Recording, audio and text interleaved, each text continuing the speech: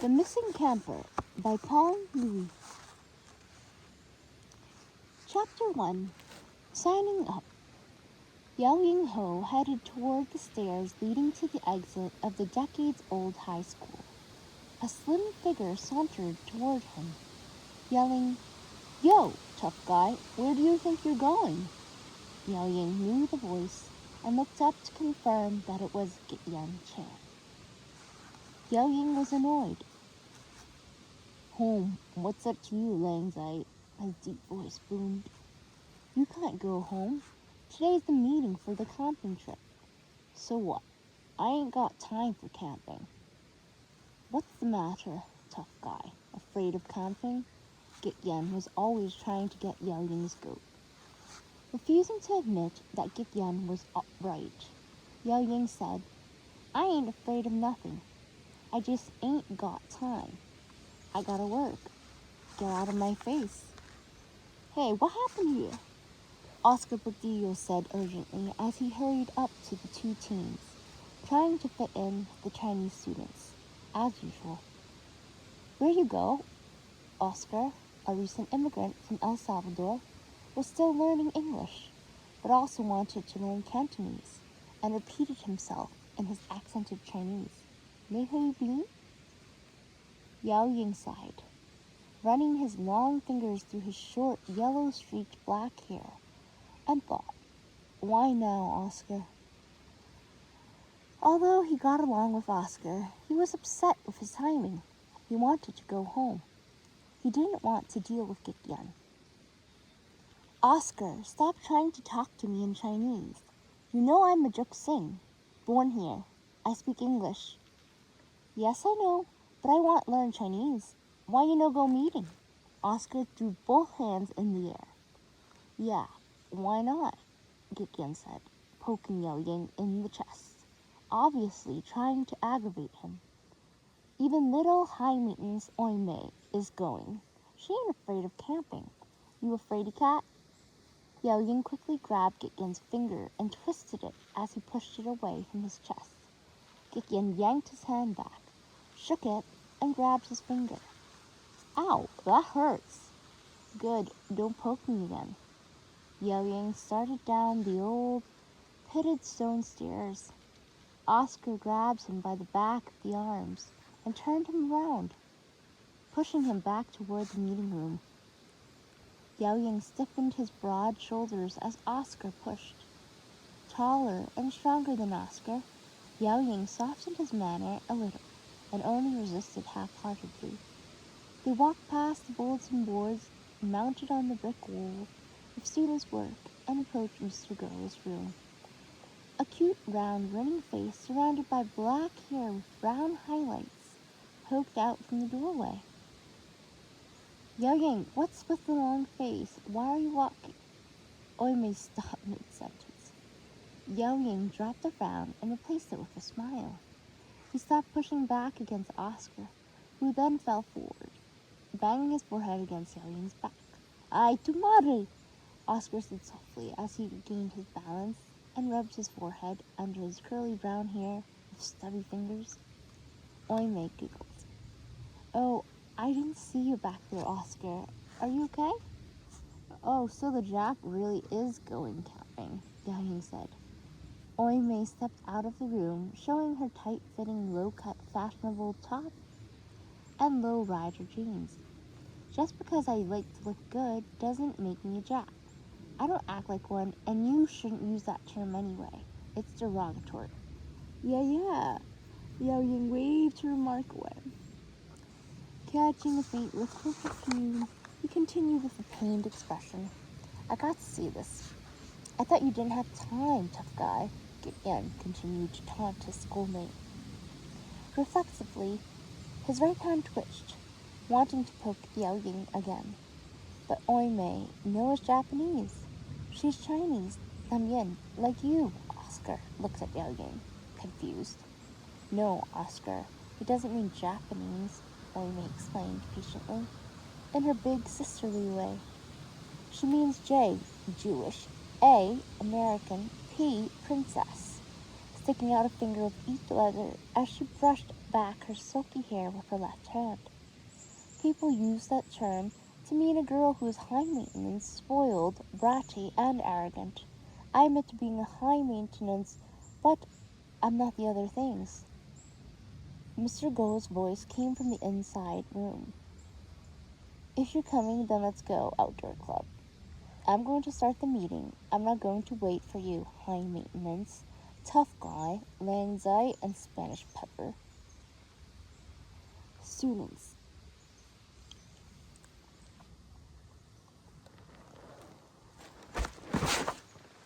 That's not nice to call us those things, Mr. Go. You're the teacher.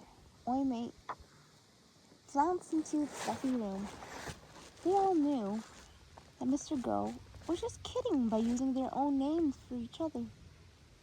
Yao Ying was still looking at Oi Mei when they entered. The old floor creaked. He sat down at a dirty old desk and looked around at the contrasting appearance of the recently repainted but already dirty again walls. The new aluminum double-pane windows and original old slate blackboards, now pitted and rough. He glanced at the other students. 8 kids, 3 Chinese, 2 Hispanics, 2 whites, and 1 black kid. Okay, looks like we have a good number and a good mix of students here. Mr. Gao echoed Yao Ying's thoughts. Let's go over this list of the things you need to bring. Hey, yo, man, Mr. Go, why we gotta do this now? Why don't you show us when we get there? We're not your Boy Scouts, you know. Beads and Jermaine Williams' dreadlocks clattered softly against each other as he shook his head. We're not gonna remember all this stuff. Yeah, well, Mr. Go, tell us what to bring when we get there. That way we'll be sure to have everything. Mrs. Thrala cut off the heavy-set red-headed Patty meter as she passed out the list.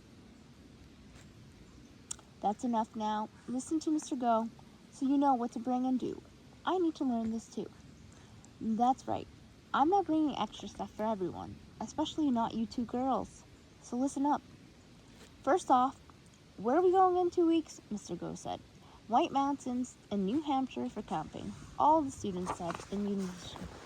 Good. Camping in New Hampshire. So that means no Walkmans, Discmans, Game Boys, or other electronic stuff like that. Hey, Mr. Go, what are you talking about? Who uses that stuff anymore? Gideon asked. So what's that new thing you all listen to music now? You mean the iPod? Patty asked. We use our smartphones now? Yeah, that's it, an iPod. You don't use them either now? Mr. Go said. Yo, man, what fun is it then? No music? Complained Jermaine, moving to the music in his head. That's the point of this trip, to show you how much fun you can have without all that stuff. Mr. Go started going over the list. Some of this stuff is obvious, but let's go through it all to make sure. First item, Oscar, why do you need a sleeping bag?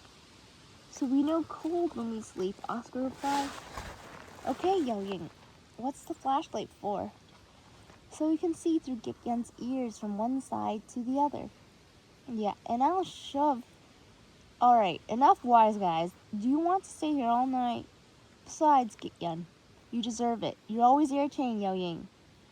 Since Mr. Go was generally a fun teacher who joked with his students, all the students knew he was serious and stayed quiet as he reviewed the rest of the list, explaining the advantages of polyester performance fabrics, hiking boots, and such. Then he went over some camping and hiking skills. Are we finished? Juana asked a half hour later. Can we go home now, Mr. Go? We have to study for our finals. Not yet. Mr. Go put his hands up as if trying to stop a stampede. I want you to choose tent mates. Tell me the pairs and I'll write it down. Mr. Go, I'll write it down for you. My writing is more legible, Juana volunteered. I will be... How you call? Oscar struggled to remember. Tent mate? Yes, thank you, Oi Mei. I will be tent mate with Yao Ying. We're the only 2 girls, so Juana and me, Oi Mei reported. Me and Jermaine, Patty said. Okay, I guess that leaves Steven and Gitgen. Good luck, Steven. Maybe you should add earplugs to your list. Ooh, so that leaves you and Mrs. Estrada, Mr. Go, Steven said, grinning ear to ear. No, we teachers get our own tents, Steven, he countered. I don't think our spouses would like it very much if we shared a tent. So now, are we done, Mr. Go? Oime asked. I really do have a lot of studying to do. Why you need to study, Oime? You always ace everything. Germaine was puzzled. Not if I don't study.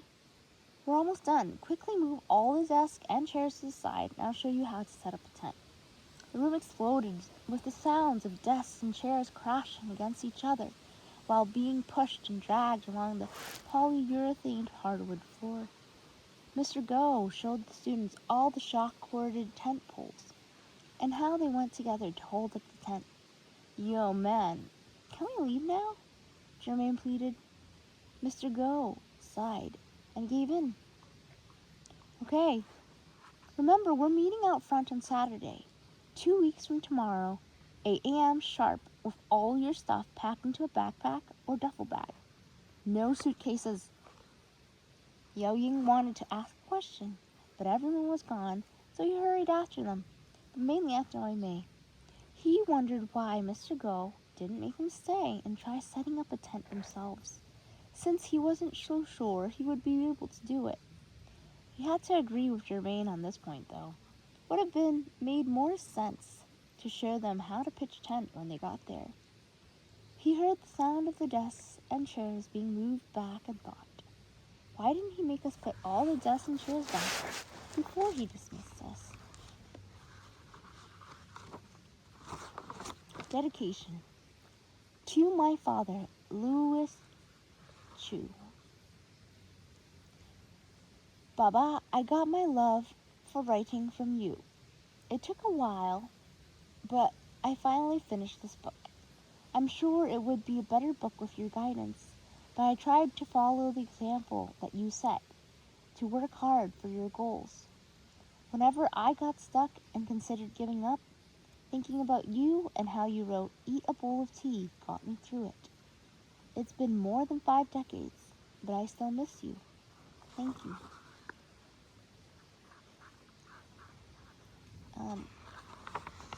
This is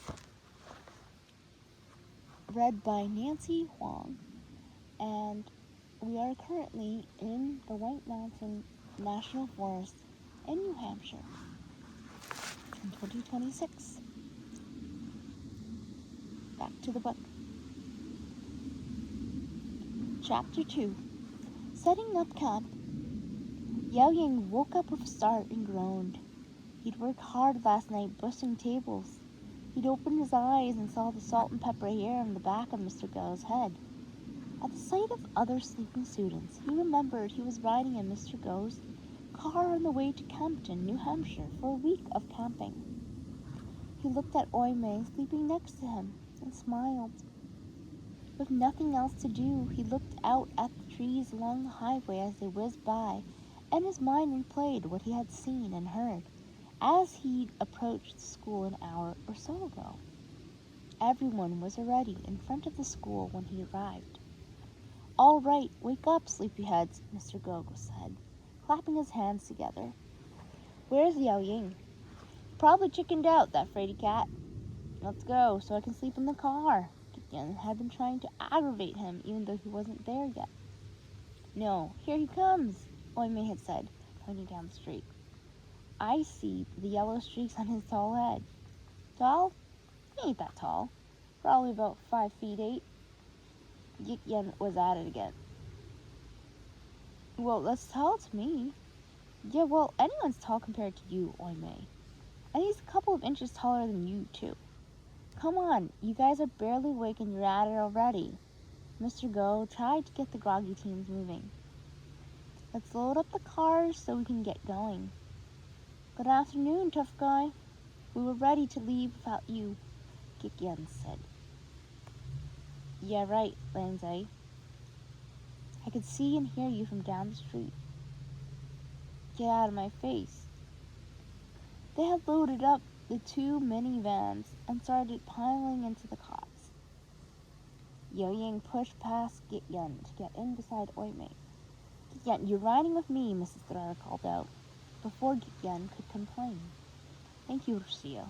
It'll be a tough hour and a half with the two of them together, Mr. Go said. De nada, Roxanne, Mrs. Thrara had replied. Yeah? Thank you, Mrs. Thrara, Yo-Yang thought and looked at his watch.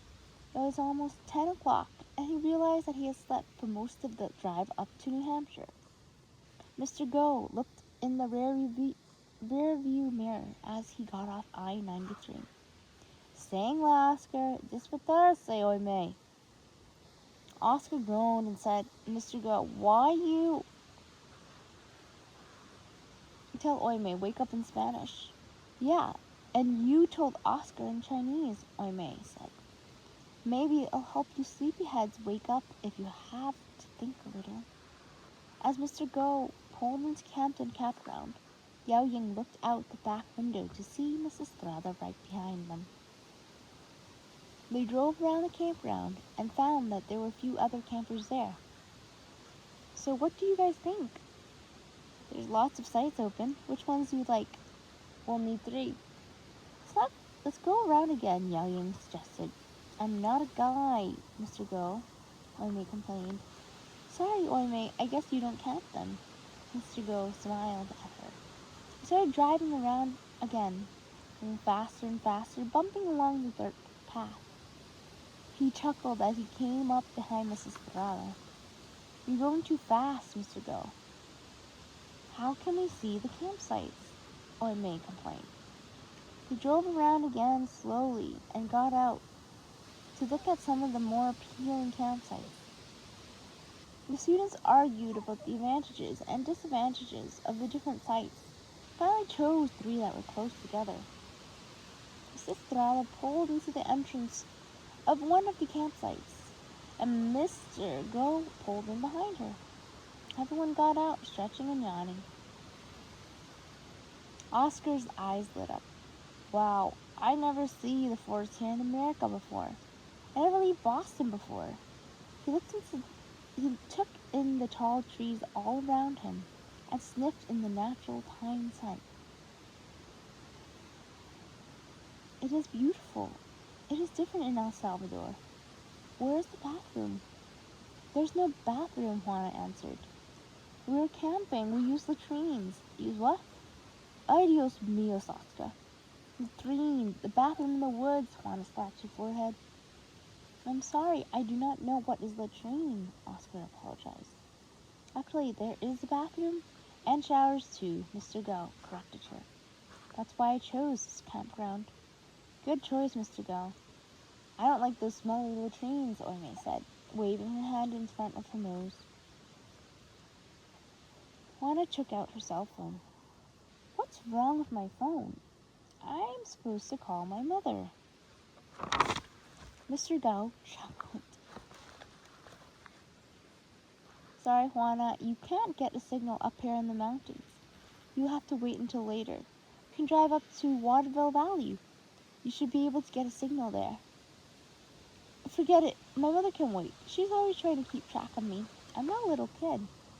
Okay, get the tents out and set them up. Mrs. Strada and I will pitch ours later. Mr. Go turned to Mrs. Strada. Rocio, can you help me set up the tarp over the picnic table first? Turn back to the students. Remember, don't pitch the tents on top of rocks and bumps if you want to sleep. Leaves are good for making it soft, though. In pairs, they dug out the green bags from the back of Mr. Go's grand caravan and carried them to the tent sites. They dumped the contents of one of the bags on the ground and looked at each other. Oscar walked around kicking and sliding his feet on the dirt. Stephen looked frustrated. What are you doing, Oscar? I do what Mr. Go tells us. Oscar continues scuffing his feet. Check if there has rocks or bumps before I make the tent. Finding a satisfactory spot, Oscar stopped and looked up to see everyone watching him. Why you look at me? I'm waiting for you to find a good spot so we can set up the tent up. Yao Ying replied. Oi Mei and I are waiting to see how you set it up. We don't remember, Juana said tentatively. Yeah, we don't know either, the rest of the students said at once. Porque yo, Oi Mei is a student. Oscar was surprised. Because you always listen to the teacher, countered Batty. Yes, I listen, but I don't remember good. What happened to you, Oi Mei? Why you no listen? You always listen too. I listen in class, Oi Mei replied, but this was a meeting and I was thinking about my exams. She lowered her voice. You have to try and remember so we don't have to ask Mr. Go to show us again. We don't want him to be mad at us all week. Okay, I try. Oscar picked up a couple of tent poles, tried to make sense of all the pieces. Yao Ying waved away the buzzing at his ear, slapped his arm, and looked at Mr. Go and Mrs. Strada tying the tarp to trees so that it covered the picnic table. Hey, Mr. Go, how come you don't pitch your tents first? Mr. Go smiled and snickered. I want to get the tarp up and things set up so we can cook and eat lunch. I'm getting hungry. Yao Ying turned back to his schoolmates. Okay, let's all try to figure this out. 8 heads are better than 1, especially Oscar's one. Oi Mei scolded him. Yao Ying, that's not nice. Oscar's trying his best, which is more than any of us are doing. It's not his fault, it's all our faults. But yeah, let's all work together. Yeah. 傻仔乜都唔記得嘅. Yao Ying complained about Oscar's poor memory. Angry at him for not even trying, Oi Mei scolded him again. 好過你乜都唔做，記都唔記下，你仲係激死人啦! Mr. Go let go of the rope he was tying and walked over to the group of students. Okay, you two, that's enough. Yao Ying, don't talk about other people like that, especially in Chinese, when you know they don't understand. Oi Mei, take it easy. What he said about Oscar isn't nice, but let me take care of it. Oi Mei, Oscar, Juana, let's do our best to speak English when we're with others who don't know Chinese or Spanish. Yao Ying, you're Juk Sing, an American-born Chinese, so speak English, and you owe Oscar an apology. Yao Ying had always been taught to respect his teachers, so he complied quickly. I'm sorry I said that you never remember anything, Oscar. I'm sorry, everyone. Oscar accepted the apology. It is okay. It is true, I forget many things. I many times speak Spanish to other people. I speak English no as good. Your English is great for someone who came only a year ago, Oscar. I've been here 5 years and still have trouble. Now, let's get to work and figure these tents out. Oi Mei bent down and picked up some shock-corded tent poles. Silently, Yao Ying quickly knelt down, staring at Oi Mei, pretending to help with the poles. Looking down Oi Mei's shirt ain't gonna get the tent up, tough guy, Gigan commented. I don't see you helping, Lang Zai, Yao Ying shot back. They're connected together. That should make it easier. Let's compare them, Patty said, as he picked up another set of shock-corded poles and put them up against the ones Oi Mei was holding. Yours are shorter, and there's 4 of them. I only have 3 together. Oi Mei still had some trouble understanding American English, but struggled even more with Patty's Boston accent, although she had learned some British English in Hong Kong before immigrating to the United States. Stephen clanged around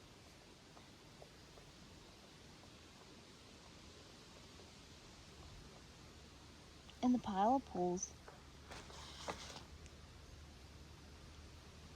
There's 4 short ones and only 1 long one, but there's 2 single poles too.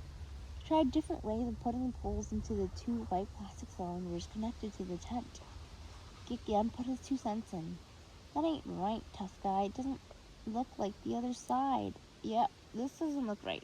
It must be the wrong way, Oi Mei said as they removed the poles. They turned the cylinder around until it was right and reinserted the poles. Gigan, hand me the long one. Yao Ying pointed at the pole Oi Mei had dropped before. when she realized it was the wrong one. Gigan turned, tripping on a big rock as he walked away. Stupid rock. Ain't my tent, tough guy.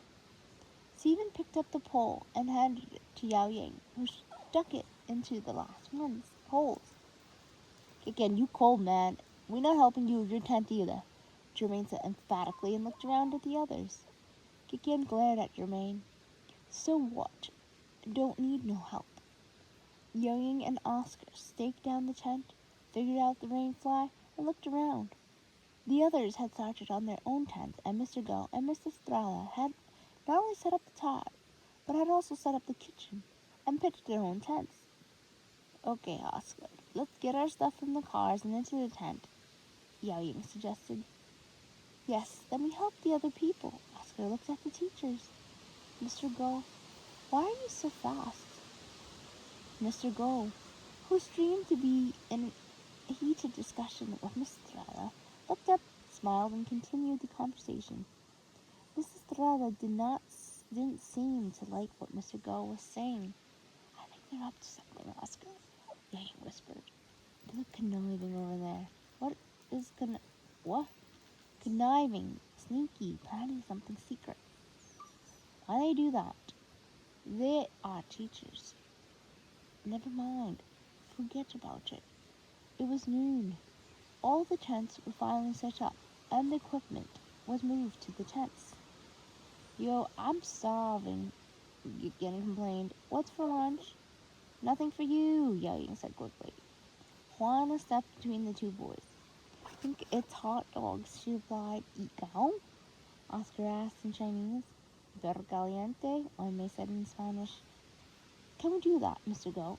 I didn't speak Chinese, and Oscar didn't speak Spanish. Juana already said it in English. Wise guys, who's cooking them? Juana and Oime, of course, Yao Ying said. Why us? Oime challenged him. What do you mean? Of course, Mrs. Strada asked. They're girls. Girls cook and clean. Yao Ying defended himself. What year is this? 1922 or 2022? What happened to women's lib and women hold up half the sky? You don't help them cook and clean, you don't eat, Yao Ying, Mr. Go declared. Juana volunteered. We'll cook lunch, but someone else has to clean, and someone else has to cook dinner. Yes, we'll all take turns. Oscar chimed in. Yao Ying and me, we will clean after lunch. Oscar, not me. Mr. Go said, I've told you all in the class many times. Yeah, so what, Mr. Yao Ying said. Yao Ying sat down to watch the girls grill hot dogs, and the rest of them followed suit, whispering remarks about the girls to each other. Oime looked up and said, If you have nothing better to do, then you're welcome to help cook. You volunteered to cook, so hurry up so we can eat, Gideon replied.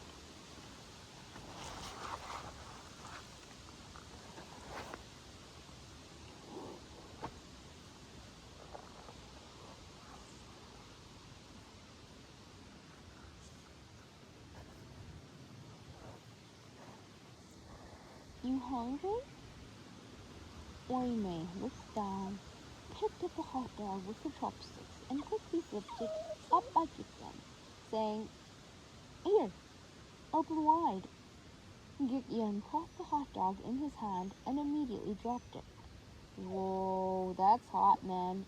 What's wrong with you? I need some cold water for my hand. Yo, Matt, you're supposed to catch it in your mouth, not in your hand, Jermaine said as everyone laughed at his modification of the M&M's commercial. Patty added, Nice aim, Moime. How do you use those things anyway? She's right, Mrs. Ferrara said. If you are not going to help, then stop complaining. William grabbed a pair of chopsticks. Here, you want to learn? I'll show you. Stephen, Jermaine, Oscar, and Patty all got chopsticks from the plastic container full of utensils and surrounded Yao Ying. Okay, so that's page 25 on The Missing Camper by Pong, Louie. So, thank you for listening, and I will hope to continue reading The Misencounter of Pong, Louie, and post it on my YouTube. Bye.